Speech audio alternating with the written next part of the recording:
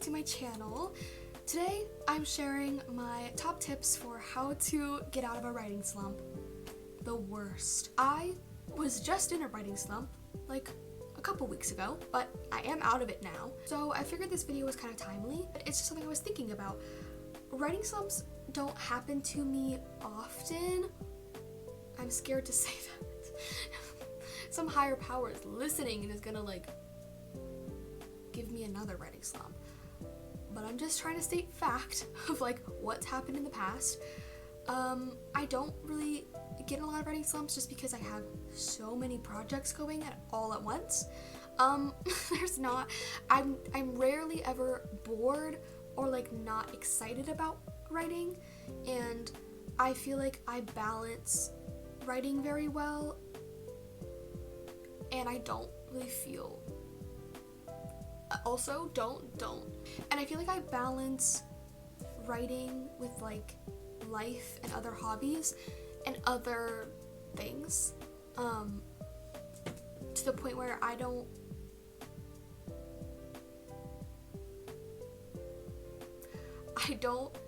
haven't gotten burnt out very much. So all that to say, when writing slumps happen to me, it's like very jarring because I'm like, oh, like this is rare and I don't like it. I have compiled a list of my best tips on how to get out of a writing slump. So let's dive right in. I do just want to start with what I did to get out of my writing slump, like literally last week. I just started a new project. Sometimes all you need is just a new project, even if it's just for like a little bit, to get yourself just excited about writing again and get back in the writing mode. A lot of the time, and I'm definitely a victim of this as well, I think we as writers are just like, I need to finish this project. I need to put my head down, even though I'm not excited about it and I'm excited about this other project. I just need to like lock in and get this one done. I just think that writing something that you don't want to is just a recipe for a slump or a burnout. And I also feel like that applies to life and also reading. Reading slumps are usually caused by reading something that you don't want to or that you're not enjoying. So if you're working on a project and you really want to finish it, but you're just in a slump, try to start a new project just for like a week or two, just to get yourself back in the writing mode. And then you can return back once you're kind of back in the writing mood and back in the writing zone. And I also feel like putting space between you and a project can make you miss it. You know, distance makes the heart grow fonder. And also, it can make you think about it just more objectively and like what you need to do next, what needs to improve. Like, I think sometimes just taking a break and working on something else can be really helpful. So that's basically what I did. I just started like a new project and now I'm like really excited to write, and now I'm addicted to writing again. So that's kind of like my first little tip, or just kind of like what I did. My next tip is to share your work with somebody that you love and trust. I find that sometimes getting other people's opinions on what I'm writing gives it sort of like a new life, even if it's like a negative opinion. Like currently as I speak, I am doing beta readers and nobody's being negative obviously, but they're saying like this could improve, and I'm like, you know what, you're right, that could improve. And then that's just sort of like inspiring me to make the story better. I will say, be a little bit careful with this tip, because sometimes if you're feeling like insecure about a project, maybe don't share it with people, just because I know how like fragile that you can feel when you don't feel that confident in a project yet. It takes time and like editing and tweaking for me to feel like confident enough to show people. Like, I'm not showing people my first draft. That sounds like hell. So don't, like, if you're feeling like a little bit insecure, please do not share your work. Just keep that for yourself, because people saying negative things, I think if you don't really have a thick skin built up around this story, or just not really confident in it, can be devastating and put you in more of a writing slump. But I do think if you are stuck on a story or just like not really knowing where to go, giving it to somebody else, some fresh eyes, and ask for like just a little opinion can be really helpful to kind of be like, okay, this is how that person's interpreting the story. I didn't mean for it to be interpreted that way. How do we fix this? Or if you have writer friends, share them and ask, what would you guys do with this story or something? Like sometimes just bringing other people in can just get your wheels turning again about the story and what it needs and where you need to go, and it can just breathe new life into it, if that makes sense. And this can be anyone. This could be someone who's not even a writer, like just like a sibling or a friend, and just be like, what do you think about this? Just to have somebody else to bounce ideas off of. I think a lot of the time, because writing is a very solitary act, we get kind of like stuck in our heads because we're like, I feel like I've done everything for this story. But sometimes you just need a little feedback to get you unstuck. But like I said, be careful with this. If it's like a first draft or you're maybe newer to writing, I would say be careful with this, just because getting other people's feedback is very overwhelming and very draining and very scary. Even if it's positive, it's just scary to put yourself out there like that. So I would say be careful, but just something to consider. My next tip is to read. This is another one that really works for me when I'm in a writing slump.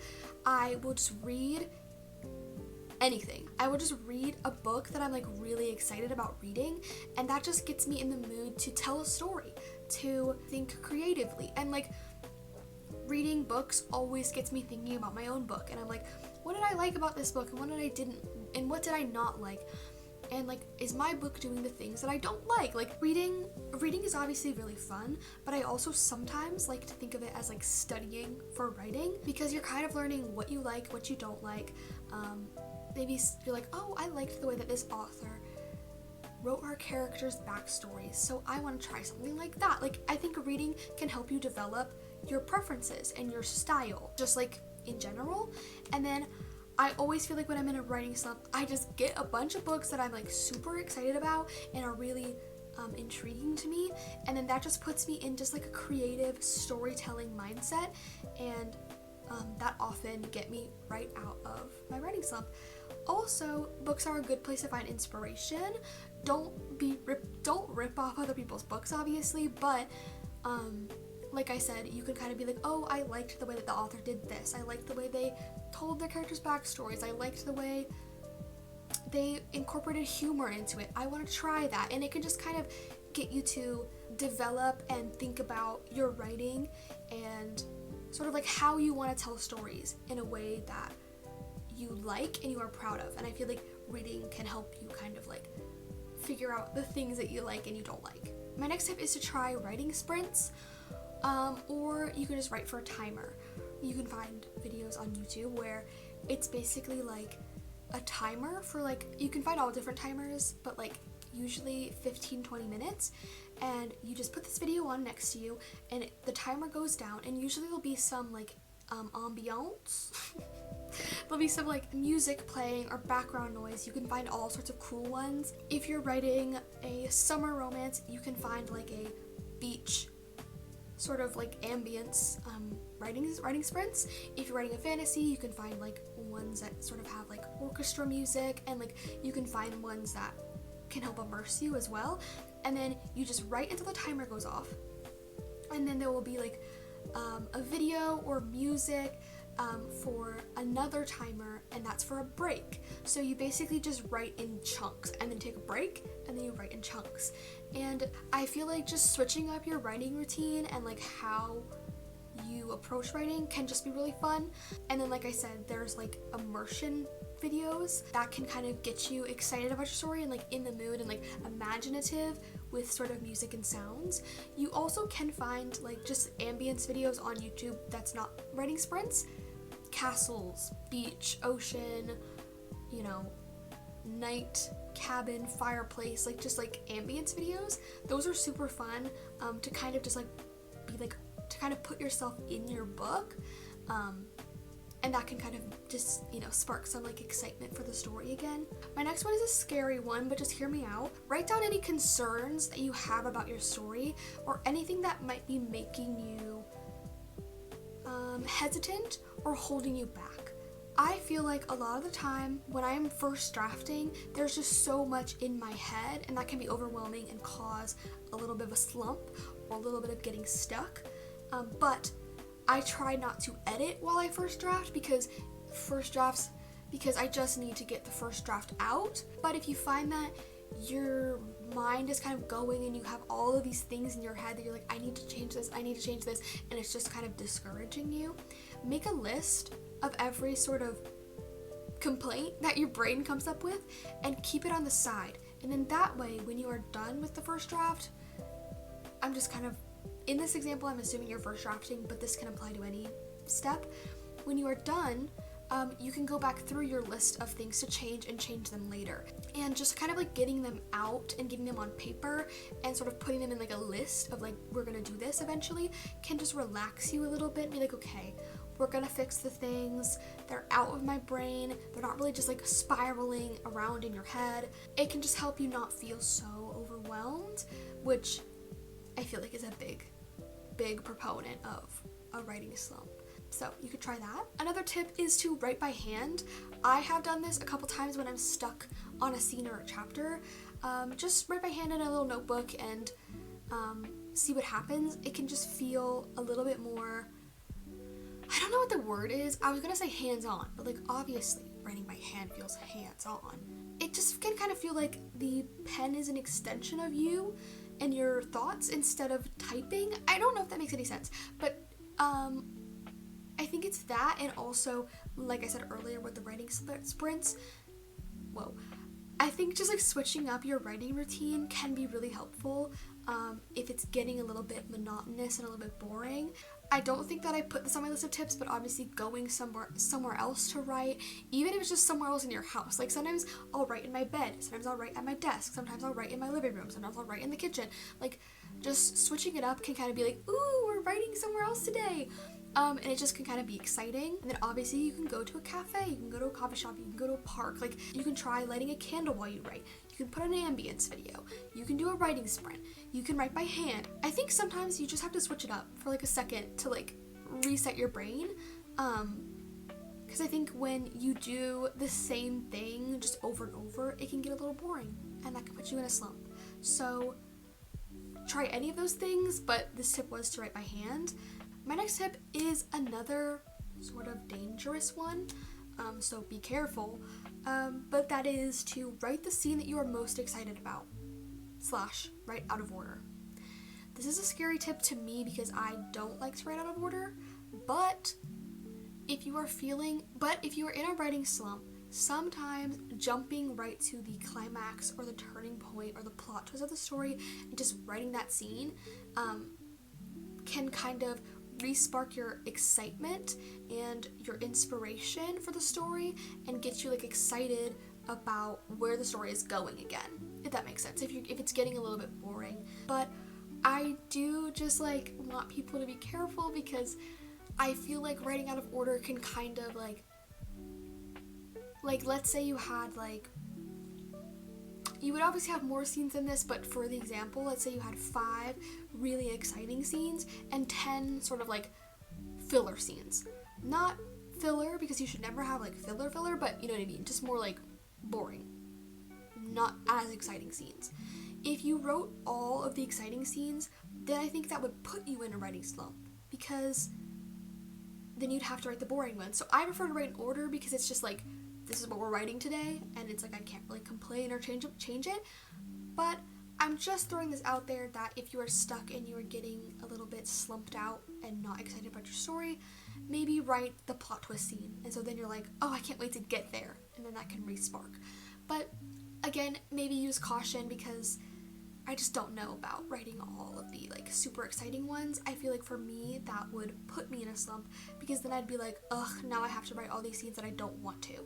What works for me is writing in order, like I said, and then I have stuff to look forward to, and that's what keeps me going. But everybody's different, so I'm just kind of throwing the tip out there to maybe try writing the exciting scenes. I don't know, but know how your brain works and adjust accordingly. My next tip is one of my favorite tips ever to give, and that is to write just the dialogue. I do this all the time. Most of my zero drafts are just all dialogue because I feel like I always know the dialogue that's gonna happen, and then I have to fill in action and background. I just love dialogue, it's my favorite part. So if you are in a writing slump or stuck on something, you can try just like writing the dialogue out, because sometimes I feel like I know exactly what needs to be said in a scene. I just don't know how to fully flesh out the scene, but you can just start with the dialogue and then build background noise and internal monologue and setting and stuff around it. But writing the dialogue can just be a really quick way to just get the scene out of your head, and then you can bulk it up later, if that makes sense. My next tip is to listen to music and daydream. I love to just put on a playlist and sit in the dark and just imagine my story and imagine scenes coming to life. And I will admit it, acting out conversations and fights and arguments. I mean, we all do it, right? Like, we're just not admitting it? Or is it just me? But anyways, I think that just like imagining your book and kind of bringing it to life through music and also just through your imagination and just like daydreaming about it and sort of running through scenes and acting things out and working things out is super inspiring to me. It's where I get a lot of my inspiration from. I'll be like cleaning my room with music on, and then I'm like, oh my god, that's such a good idea for a scene, and I have to run and write it down. Like, music is a big inspiration for me. And sometimes when I'm like stuck or feeling a little slumpy, I will fully, like, I'm not kidding, actively like go to my room, put music on, and sit there and daydream on purpose. To just get the creative wheels turning. That's another one of my favorite tips because I think it's really funny. I'm telling you to listen to music and imagine your book and pretend that you're an actress and you're acting out your book. Listen, it works every time. It works every time. And then my last and final tip is one that I know people are not gonna like, but I have to say it anyway. Sometimes, even if you're not super excited about writing, if you want to take writing seriously and you want to finish projects, sometimes you have to write through the slump. I feel like that's a very controversial thing because I always see people saying like, don't write when you have a writing slump, but I always write when I'm in a writing slump, and I get out of it much faster than when I've taken breaks. Because I just feel like, again, like I said, it's like our brain is like a pen that like you need to scribble a little bit, scribble some nonsense, and then it just comes back. Everybody's brain works differently, so maybe some people writing through the writing slump just perpetuates the writing slump, but for me that is not the case. For me, like when I'm in a writing slump, I try to write not more, but like I'm gonna try this project today, I'm gonna try this project today, I'm gonna try this project today, and like I'm trying all different things. I'm gonna daydream. Like, I actively like to try to get myself out of a writing slump. I don't know if taking a break is the right thing. That's why I didn't bring it up in this video as a tip, because that has never worked for me. Taking a writing break has never worked for me. Then I just have a hard time getting back into writing it when the break is over. Like, breaks give me writing slumps. But again, everybody's brain works differently, so if breaks work for you, then take a break. But I think it's something that you have to consider of maybe you just have to write when you don't want to. I'm sorry. I used to only write when I was super duper inspired. Why did I say duper? Am I 12? When I was really, really inspired and like feeling it, and it was 15 years of writing just whenever I felt inspired, and I never finished a project ever. Never. The first time that I ever finished a project was when I wrote even when I didn't want to, even when I wasn't excited, even when I was in a writing slump. And now I write all the time, even when I'm not really excited. Sometimes I'm super excited. Honestly, it's a day-to-day thing. Sometimes I'm like not super excited and sometimes I am. It's very up and down and I just keep on writing. Again, everybody works differently. That could work for some people. Taking a break could like re-spark. But for me, taking a break just makes me like out of practice and like, I don't know. I just like to kind of be working on a project at all times. Even if it's like I'm not writing constantly, like I'm probably not gonna write today because today I'm filming a lot, so I'm probably not gonna be writing, but I'm actively working on a project. Like I wrote yesterday and the day before and all of that, so like I'm still thinking about writing. I'm still in the writing mindset even if I'm not physically typing, and I just feel like that's what works best for me, is to just stay in that mindset. So I bring this up as a tip because it's like maybe consider writing anyway. I don't know. Anyways, that is all the tips that I have for today. I hope that at least one of them was helpful, maybe got you thinking about something. Like the video if you did like it, and subscribe if you want more content like this. But yeah, thank you so much for watching, and I hope you have a really great day. Bye!